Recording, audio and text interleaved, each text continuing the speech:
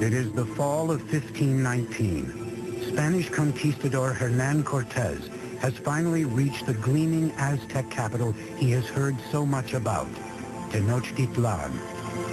When the Spaniards first saw Tenochtitlan, they thought they were in some kind of an enchanted vision. They thought they'd entered some kind of a dream. A massive force of native warriors, allied against the Aztecs, accompanies him as he advances on the main causeway into the city. The meeting of Cortés and Montezuma on a causeway approaching Tenochtitlan had to be one of the most remarkable events in world history. It's really a meeting of two different worlds. And Cortés offered his hand, but the minute he started to do that, to actually touch Montezuma, the noble attendants around Montezuma pushed Cortés away and said, no, no, no, that's a total indignity. Nobody touches Montezuma, the great lord of the land. The meeting of the two worlds was peaceful, but fraught with tension. Moctezuma by this time had become increasingly impulsive and prone to bouts of hysteria.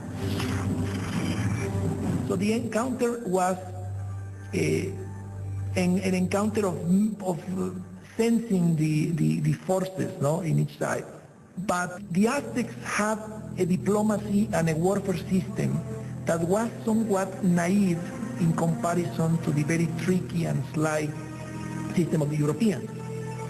Moctezuma invited the Spaniards to stay in one of his palaces. It would prove to be a catastrophic mistake. As the Spaniards entered the city, they were so awed they thought they were dreaming. At the heart of the city stood the emperor's colossal palace. The palace of Moctezuma II was a massive complex spread across 6 acres near the Great Temple. One of the Spaniards noted that every day at Moctezuma's palace, 600 nobles gathered, and they would hear the word of their emperor. Moctezuma received the Spaniards in a large reception chamber just beyond the main entrance, designed to make the emperor appear omnipotent. But Moctezuma's palace would be the last ever built by the Aztecs. Not a week into their visit, the Spaniards went for the jugular, kidnapping Moctezuma. It was an audacious move, but it paid off. The empire appeared to be theirs.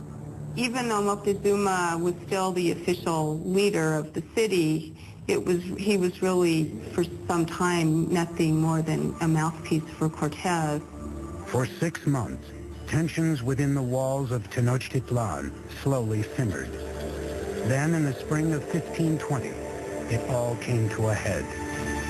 One morning, Spanish soldiers interrupted a sacred sacrifice and slaughtered those taking part. The move sparked an uprising. For the Aztecs, the Spaniards had committed an unspeakable sacrilege.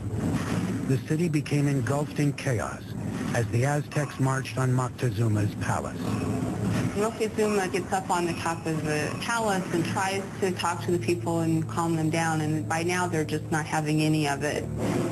Moctezuma had become nothing more than the Spaniards' puppet, a betrayal so great in the eyes of his people, they pummeled him with rocks and arrows. Shortly after, Moctezuma's lifeless body was tossed from the palace walls. Whether he died at Spanish hands or from injuries inflicted by his own people may never be known. And the Spaniards at that point decided this would be probably a good time to leave the city. On the night of June 30th, 1520, the Spaniards attempted to escape under cover of darkness. But they can't separate themselves from the plunder that they've gotten so far, so they're weighted down with all of the things that they want to take with them. They were easy targets for the Aztec warriors, who caught them on the causeway. Bodies quickly piled up in the water. 400 Spaniards were killed, along with several thousand of their Indian allies. That escape has come to be called the Noche Triste, the sad night. Cortez and a few others managed to escape with their lives. The Spaniards would now destroy the shining city of Tenochtitlan for good. He would begin by severing the lifeblood of the city, the aqueduct. As hundreds of thousands of people within the city's walls were without water, Cortez created a blockade around Tenochtitlan to cut off all outside supplies of food. So the idea of this blockade was to try to make surrender the city by hunger. And the Aztecs had a tremendous resistance, so they couldn't be defeated easily. And what they decided to do is to mount an attack both by land and by sea. For centuries, the lake around Tenochtitlan was a barrier against invaders. But Cortez would find a way around that.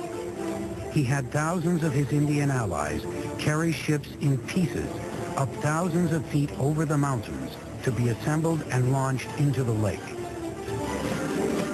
May 1521. Cortez unleashes his massive army in a final decisive attack on Tenochtitlan. 600 Spaniards, including 100 cavalrymen and upwards of 50,000 of their Indian allies, clashed with the Aztec defenders of the city on its grand causeways. Brutal fighting continued for months. Day by day, Cortez razed the city block by block. He and his Indian allies were merciless in their systematic slaughter of the population. It was an extremely hard-fought battle, especially in the city precincts. The Aztecs made a last stand at the great temple in Tlatelolco. Warriors lined the steep steps to rain down arrows and rocks on their enemy. But it was hopeless. On August 13th, the final Aztec leader, Cuauhtémoc, was captured and surrendered to Cortez. And that was just the beginning. 20 million would die of disease brought by the Spaniards. By the end of the 16th century, we estimate that the native population had been reduced by about 90%. Modern-day Mexico City has been built atop the rubble of the once majestic city of Tenochtitlan.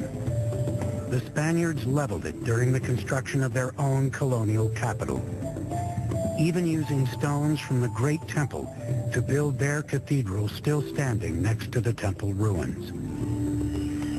The Aztec Empire had vanished, and with it, a legacy of astonishing engineering achievements.